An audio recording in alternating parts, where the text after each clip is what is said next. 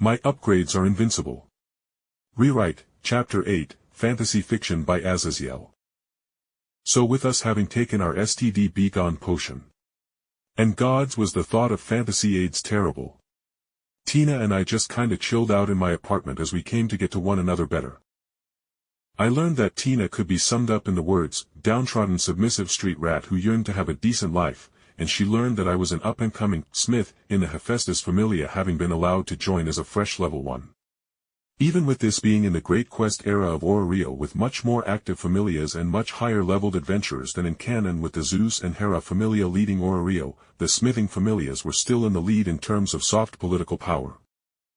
It didn't matter how pissed off the peak level 8 Maxim captain of the Zeus Familia was at you for refusing to lower your prices. If he wanted a weapon he would need to pay for them just like everyone else. So the smiths and other people essential for adventures still had respect, even if the climate around Orario right now was very much so on the spectrum of might makes right. So when's your birthday? Got a favorite color? Got any other friends? I asked, trying to get more of a hint at Tina's personality, and her words made my face go green as I heard just how pitiful she was. Tina put a finger to her chin as she thought over my questions before she shrugged and began speaking. I don't know when my birthday is. But I know I am 18 due to the orphanage kicking me out 6 years ago when I got my first period. She said, as though proud of knowing her supposed age. Then she continued, and I realized she was in a worse headspace than I could imagine. But I love and hate the color green honestly. She said brightly as she pulled at the newly washed ragged green dress she was previously wearing before. Green means fresh vegetables to eat. But it also means the food is going bad when it gets that fuzzy mold stuff on it that I need to pick off. She said, making me silently cover my eyes with my hands. And likewise, my last question didn't lead to any lovely power of friendship. Nope, just street rats being street rats, as Tina showed me her left side where there was a raised scar, and she sheepishly explained. When I tried to join one of the other familias they got really mean, and the person who pushed me out of the building was wearing bladed gauntlets, so I got a little messed up. She finished with a sad smile.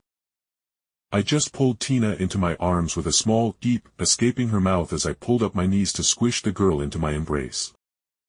Shoo! I shushed her. You are literally the synopsis of a hurt/comfort novel. Or when someone snaps and tries to burn down the world for all the suffering they lived. I finished dryly, and Tina's bright green eyes blinked in confusion as she tilted her head slightly. But a palum cannot burn the world to the ground. The god Apollo said that palums are too short to reach the thermostat controller, whatever that means. Tina said in confusion, making me close my eyes as I counted to 5 to avoid bursting into laughter.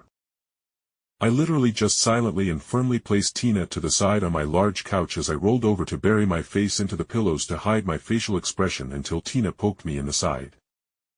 Jake, this is kinda the norm, Tina said, deadpanning. Orario is based on the strong taking what they desire and then protecting what they own as their livelihood. I mean, Maxim, the strongest adventurer and captain of the Zeus Familia, has a harem of more than 50 women that he has taken, and that's become the norm unless you have another strong familia backing you up. She said wryly, and I looked off the pillow and saw her smiling at me as though taking joy in my confusion. Jake, I don't know where you came from, but Orario isn't the city of adventurers and becoming a hero. It's about being the strongest lion with the proudest roar and the strongest bite as you climb the divine steps to reach the peak of the fauna, like the Empress of Hera's Familia who has reached level 9, Tina said stoically and placed her hand on her chest as she smiled wryly, shaking her head. And palums, no matter their strength, will never have the strongest bite or roar. She said melancholically. I patted her on her head, and then with a flash of light the large crossbow appeared in my hand, making her flinch at the weapon appearing, but I spoke without paying her flinch any mind. And what would you do if you had the bite of magical might? Sure, even if you reach level 9 or whatever, I don't see you punching out monsters like a Boaz or dwarf could, but there's nothing saying you cannot use long-range weapons and magic. I asked as I saw the path to securing the loyalty from the broken-down little midget. I wasn't going to explain my cheat to her, or give it away for free, and as I explained my thoughts, a smile, a broken smile of a dream coming true, formed within her bright green eyes. So, you do right by me, and be my supporter, and I will arm you with magical tools that will make up for your palum weakness. Deal? I offered as I held out a wristband that I had fused a couple of pelts from silverbacks into that would increase the wielder's strength and endurance by a flat 10%. Tina, taking the wristband from me, gasped as she slid it onto her arm, as she could easily feel her Falna-granted strength growing by a letter grade instantly as she wore the wristband. And in that moment that she wore the enchanted tool, I saw the spark of desire for more within her mind take hold as she looked at me and nodded. I had my own extremely dependent busty auto-looter just like Belle. Yay!